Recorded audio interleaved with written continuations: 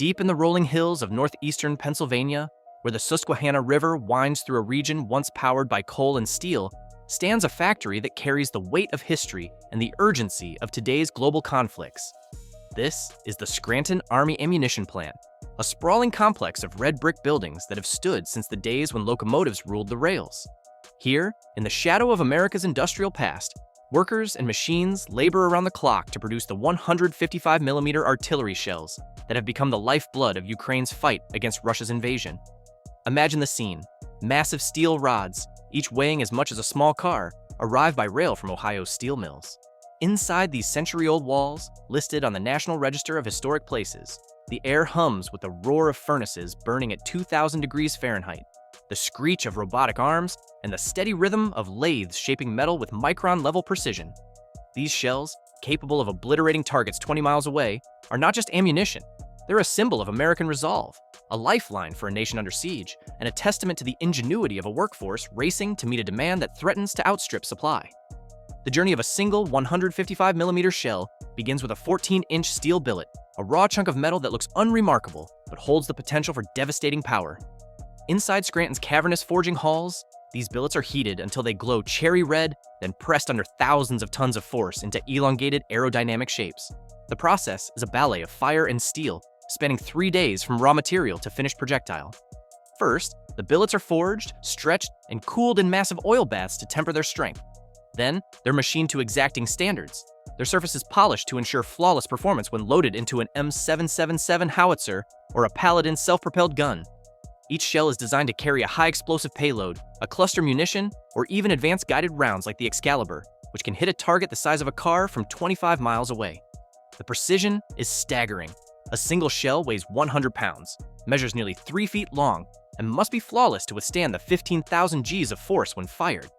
At Scranton, every step is scrutinized, from the chemical composition of the steel to the final inspection, where workers use laser measurement devices to ensure each shell is perfect. But perfection comes at a cost: time, resources, and an intense demand that has pushed this factory to its limits. Before Russia's invasion of Ukraine in 2022, the US produced about 14,400 155mm shells a month across its facilities. Today, Ukraine's artillery units can burn through that amount in just 2 days of heavy fighting, firing up to 8,000 rounds daily to counter Russia's relentless barrages. The Pentagon's goal is ambitious: ramp up production to 100,000 shells a month by 2026, a target that requires modernizing a factory designed for a different era. Scranton, alongside its sister plant in Wilkes-Barre, is part of a $5 billion effort to revive America's ammunition industry, with $217 million allocated to these 2 facilities alone. Yet, the historic buildings pose challenges: narrow halls, aging infrastructure, and limited space for new equipment. Every day, workers navigate these constraints, balancing speed with the unyielding need for quality, knowing that a single defective shell could cost lives on a distant battlefield. This factory's story is as much about people as it is about machines.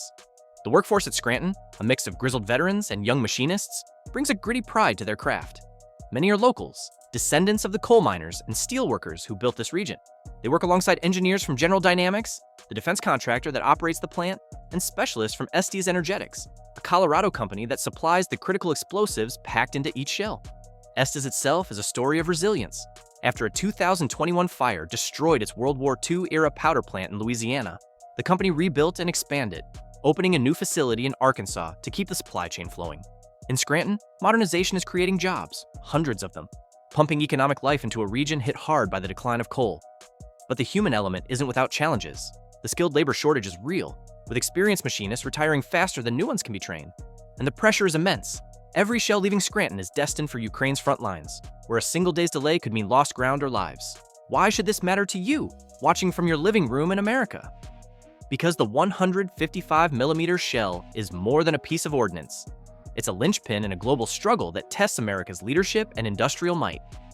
Ukraine's war has exposed a stark reality. The US and its NATO allies were unprepared for a prolonged artillery conflict, with stockpiles drained by years of underinvestment. Russia's artillery advantage, sometimes 10-to-1 in daily salvos, has made these shells a critical equalizer. Since 2022, the US has shipped over 3 million 155mm rounds to Ukraine, including controversial cluster munitions in 2023 to bridge supply gaps. These cluster rounds, which scatter smaller bomblets over a wide area, have sparked debate due to their long-term risk to civilians. Unexploded bomblets can linger for years. The Biden administration called them a necessary stopgap, but the decision weighs heavily on the workers who know their creations save lives today, but could haunt tomorrow. Beyond Ukraine, this factory's output is a hedge against future threats. From China's growing influence in the Pacific to Iran's proxies in the Middle East, artillery remains a cornerstone of modern warfare, and America's ability to produce it signals strength to allies and adversaries alike. The global stakes are matched by local ingenuity. At Scranton, innovation is everywhere. New robotic systems reduce forging time by 20%, while advanced sensors detect microscopic flaws in steel. The plant's $120 million modernization includes 3D printing for prototype components and AI-driven logistics to streamline production. Yet, the past lingers. The factory's locomotive-era buildings, with their thick brick walls and high ceilings, are a double-edged sword. Historic charm meets industrial constraint. Expansion is limited, and every new machine must fit within a footprint designed for 19th century trains. Across the country, other facilities are stepping up.